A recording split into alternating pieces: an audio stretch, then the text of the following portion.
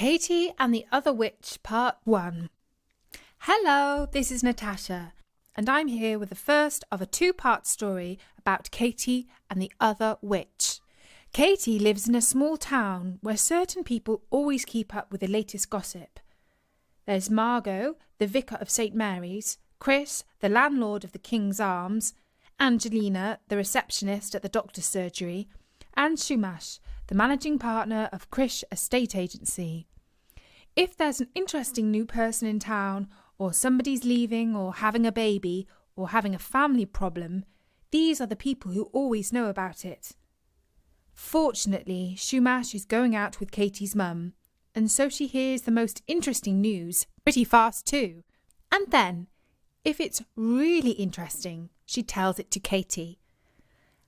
And so, one evening, when they were in the kitchen eating witch's broth, she said to Katie, "I had coffee with Shumash this morning, and he told me that there is a new witch in town.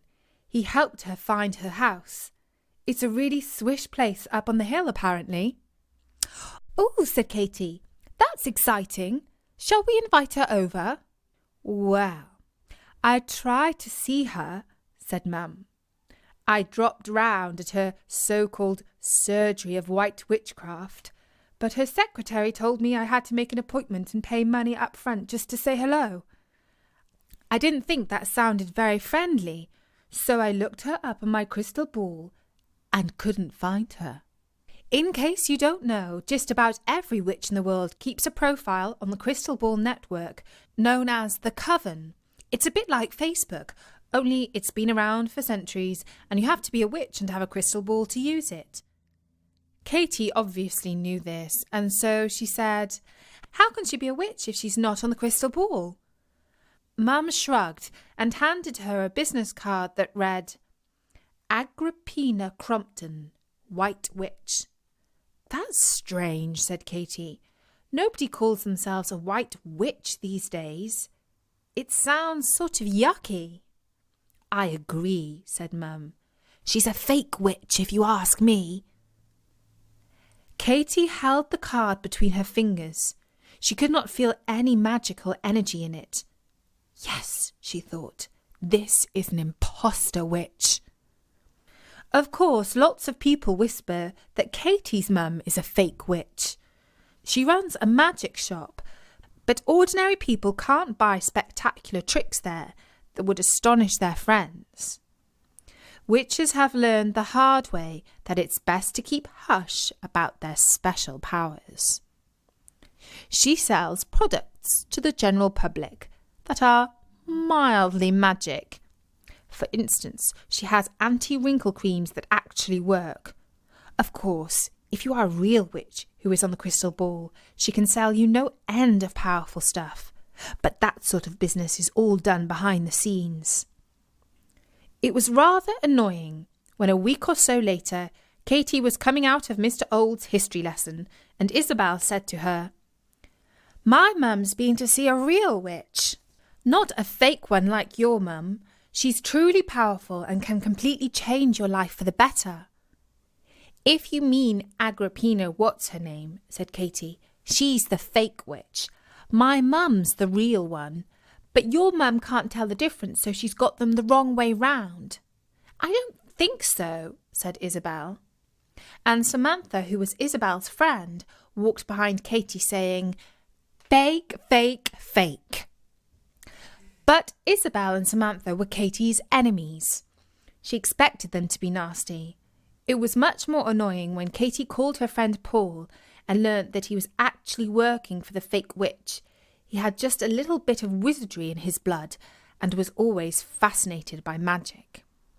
Now he was excited because he had a Saturday morning job with an actual witch.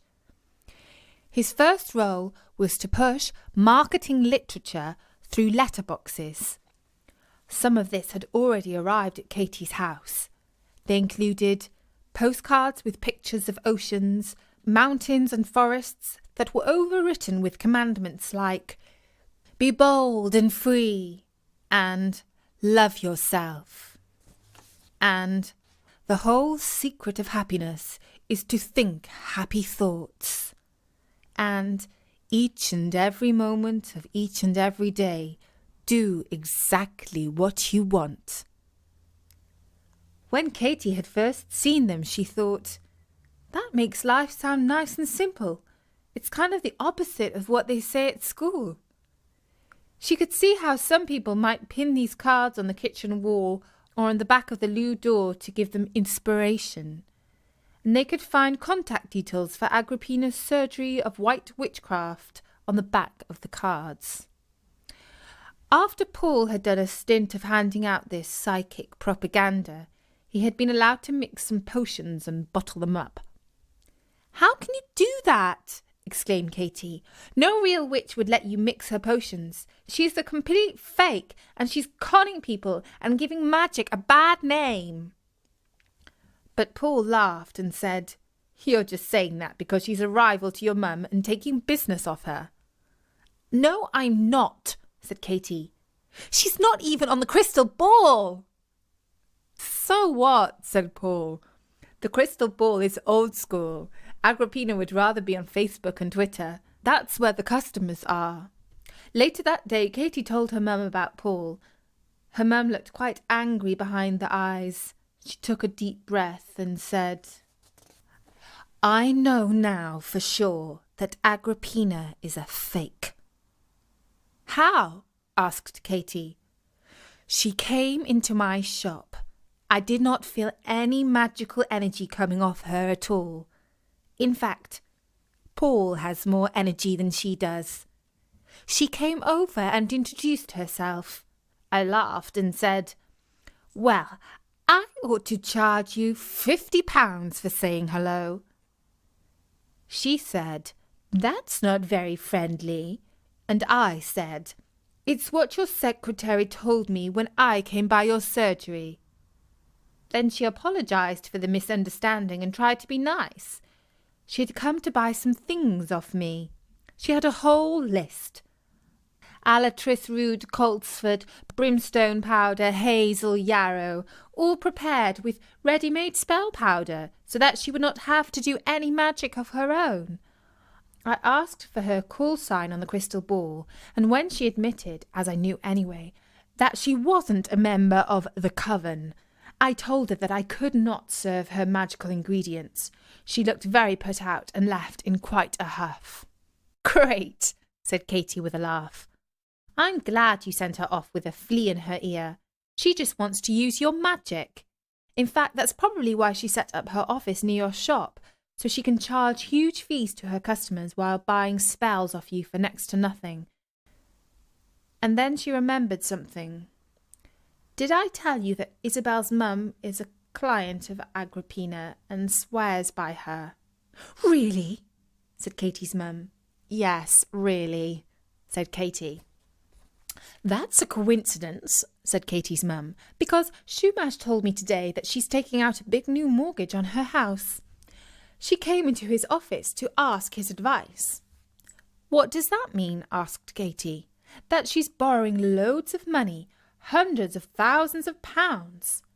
Katy's eyes opened wide. "You don't think Agrippina is charging her that much?" "No," laughed her mum. "It's probably just a coincidence." Agrippina's magic powers were in doubt, but she certainly had some slick marketing skills. On Saturday morning, Paul and some other young people hung around the town centre offering shoppers free personality tests. All they had to do was fill in a questionnaire about their lives, and then they could have a free consultation with Agrippina. Most of them came away having bought Agrippina's book, The Magic Path to Happiness, Health, and Inner Harmony. She spelt magic with a CK on the end, as most fake witches do, because it looks sort of ancient and occult. The book cost £15. If they bought a treatment, that cost a lot more. And if they booked another appointment, that was even more expensive. In fact, it seemed like Agrippina was everywhere. At school on Monday, Katie's friend Isis heard that a girl called Sky had gone to see Agrippina and asked her for a love spell to get her boyfriend back. "There's a fat chance," said Isis, "because he told Samantha that Sky has bad breath, and now he's going bowling with Samantha on Friday." "Trust Samantha to steal somebody's boyfriend," said Katie. "Do you know how much Sky paid Agrippina for the fake spell?" "I don't know," said Isis, "but her dad's really rich. He's a plumber, and Mum says he charges a fortune just to turn up with his tools." A few days later, Margot the vicar came into the magic shop and asked if she could speak to Katie's mum in private. Katie's mum closed the shop, put on the kettle, and got her best biscuits out of the tin. The Reverend Margot said, "Have you come across a witch called Agrippina Crompton?" "Yes, unfortunately," said Katie's mum, "but I have nothing to do with her." "I'm glad to hear that," said Margot. "I'm very concerned about her. One of my parishioners claims she is conning his elderly mother out of all her money." "Really?" exclaimed Katie's mum. "Well, I'm not entirely surprised. I knew she was a fake as soon as I met her." Margot and Katie's mum agreed to keep an eye on the suspicious newcomer. When Katie came home, she had more news. Isabel and her family had moved out of their large and lovely house and into a tiny flat. Isabel was pretty unhappy about it. All she would say was that her mum had made a big mistake with money. "Well, well, well," said Katie's mum. "I strongly suspect that this has something to do with Agrippina. But how can we find out?" That was something that Katie began to ponder. And that was the first part of our story, Katie and the Other Witch. It seems like Agrippina is a ruthless con artist who is giving honest witches a bad name. What do you think Katie and her mum can do to stop her? By the way, did you know that Agrippina was a Roman name? For instance, the Empress Agrippina was the wife of the Emperor Claudius, and some people say that she poisoned him.